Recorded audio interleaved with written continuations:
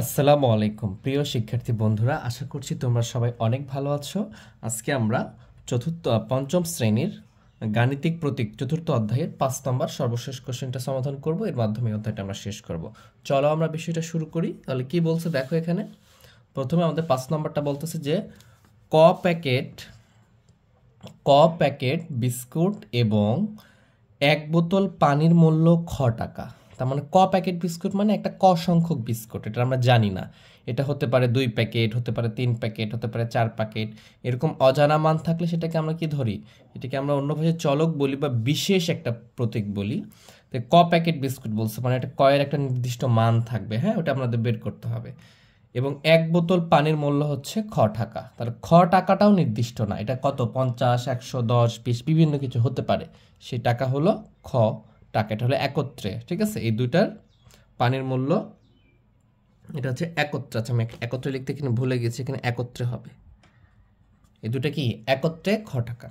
তাহলে 1 প্যাকেট বিস্কুটের মূল্য 18 টাকা এবং 1 বোতল পানির মূল্য 12 টাকা, এটা দেওয়া আছে।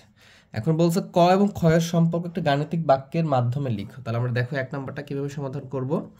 ক আর ক্ষয়ের সম্পর্কে একটা গাণিতিক বাক্যের মাধ্যমে লিখতে বলছে। ঠিক আছে, এখন বুঝি।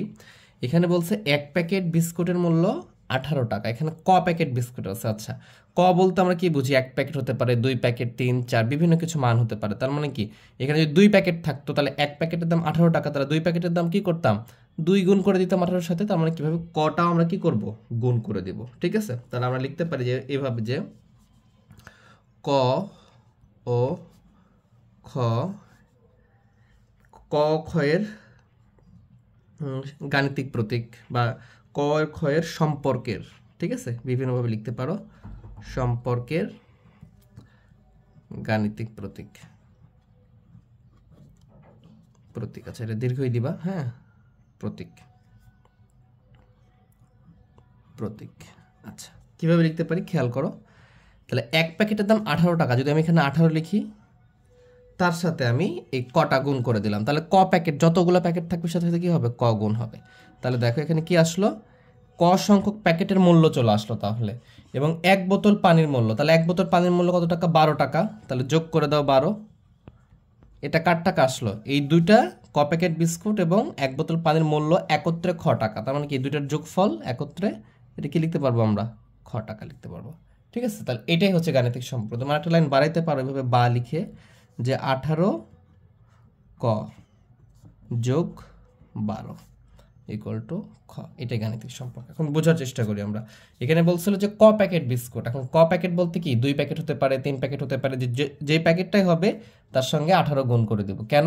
কারণ 1 প্যাকেট বিস্কুটের দাম হচ্ছে 18 টাকা। তাহলে টোটালটা মূল্য পেয়ে যাচ্ছে বিস্কুটের। এবং 1 বোতল পানি মূল্য 12 টাকা, সেটা যোগ করে দিলাম। কেন যোগ করলাম? কারণ এই দুইটার একত্রে মূল্য হচ্ছে টাকা, এই জন্য দুইটার যোগফল লিখেছি। আমাদের 1 নম্বর অ্যান্সারটা শেষ।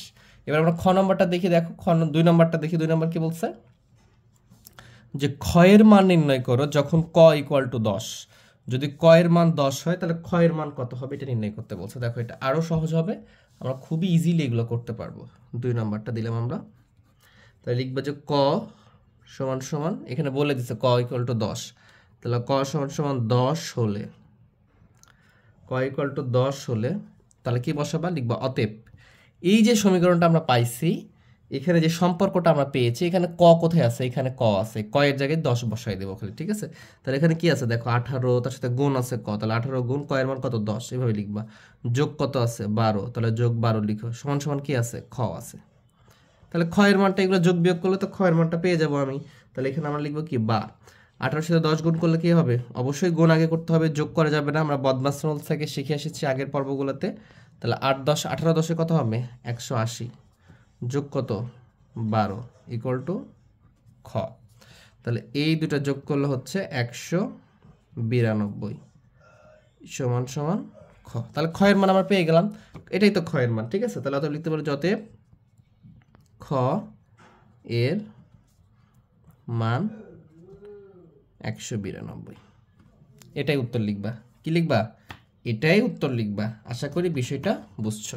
এখানে বলছিল আমাকে কি, যখন ক্ষয়ের মান নির্ণয় করো, যখন ক ইকুয়াল টু 10, তাহলে ক্ষয়ের মান নির্ণয় করে ফেলছি, এটা ক্ষয়ের মান। এখন 3 নাম্বারটা খেয়াল করো কি বলছে, 3 নম্বরে আমার বলতেছে যে ক এর মান নির্ণয় করো। এবারে কার মান নিতে বলছে? ক এর মান নির্ণয় করো যখন খ ইকুয়াল টু 120। তাহলে এই একটা সমীকরণ থেকে আমরা এটাও বের করতে পারবো। তাহলে আমরা এখানে 3 নাম্বারটা দিই। তাহলে তুমি লিখতে পারো যে খ সমান সমান 120 হলে, খ সমান সমান 120 হলে তাহলে কি লিখবা? এভাবে লিখবে যে অতএব, এখানে লিখবে কি 18 এটার সাথে সম্পর্ক গুণ ক, দেওয়া গুণ দিলেও ক, এভাবে ইন্টু অবস্থা রাখলেও ক। ঠিক আছে, এরপর যোগ কত আছে? 12 সমান সমান খ এর মান বসাই দাও 120। তাহলে এখন আমি এখান থেকে কি করতে হবে? ক এর মানটা বের করতে হবে। তার ক এর মান কিভাবে পাবো? এর সাথে যদি ক আছে কিন্তু এর সাথে কিছু নাই, সংখ্যা আছে, এখানেও সংখ্যা, তাহলে এটা পার করে দাও। ঠিক আছে, কটা রেখে দিব আমরা, তাহলে এখানে লিখি যে বা 18 ক রেখে দিলাম। আর এটা কি হচ্ছে? তাহলে এখানে 120 ছিল, এটা কি যোগ বা প্লাস আছে হচ্ছে 12, তাহলে যোগ 12 আছে, এই পাশে আসলে কি হবে? বিয়োগ 12 হবে। এরপর আমরা লিখলাম যে বা 18 ক, এটা বিয়োগ করলে কত হবে? 108 হবে। কত হবে? 108 বিয়োগ করে দেখবা। তাহলে অতএব ক সমান সমান কত আসবে? অতএব ক সমান সমান, এই দেখো ক এর সাথে 18 কি আছে? গুণ আছে, তাহলে এই পাশে আসলে কি হয়? ভাগ হয়, এটা তো আমরা জানি, গুণ থাকলে ভাগ হয়, তাহলে 18 হলো। তাহলে এটাকে ভাগ করলে কতবার যাবে? 5 8 90, 6 8 108, তাহলে এটা 6 বার যাবে। তাহলে অতএব ক সমান সমান 6 পেয়ে গেলাম। এটা হচ্ছে ক এর মান, এটাই উত্তর। আশা করি বিষয়টা বুঝছো। যদি ক্লাসটা ভালো লেগে থাকে অবশ্যই চ্যানেলকে সাবস্ক্রাইব করবা, বন্ধুদের মাঝে শেয়ার করে দিবা, লাইক করে দিবা। ঠিক আছে, তাহলে এরকম সুন্দর সুন্দর ক্লাস যদি তোমরা পেতে চাও। তো সবাই ভালো থেকো, সুস্থ থেকো, আল্লাহ হাফেজ।